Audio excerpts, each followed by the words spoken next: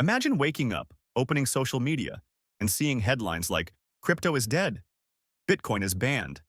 Everything is crashing. Your heart drops. You panic. And you want to sell. That feeling has a name. Welcome to BlockBoard, the channel where we make complex tech simple. Today, let's uncover FUD. FUD stands for fear, uncertainty, and doubt. It's a tactic used in markets, especially crypto and stocks, to emotionally influence people. The goal is simple: make investors scared, confused, or unsure, so they sell their assets. FUD doesn't always mean lies. Often, it's real information presented in the worst possible way. Think about a small-town market. One person starts saying, "Hey, I heard this shop might close. I don't trust this seller anymore." Soon, everyone panics. People stop buying. Prices fall, even if nothing was actually wrong. That's FUD. You've probably seen headlines like, "Bitcoin is a bubble," "Governments are banning crypto," "This project is going to zero." Sometimes there's a grain of truth, but it's often exaggerated for clicks. Why? Because fear grabs attention.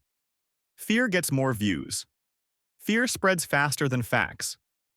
FUD works because markets are emotional. When prices fall, people fear losing money. People follow the crowd. People stop thinking logically instead of asking, "Has the technology changed?" They ask, "What if everyone else is right?"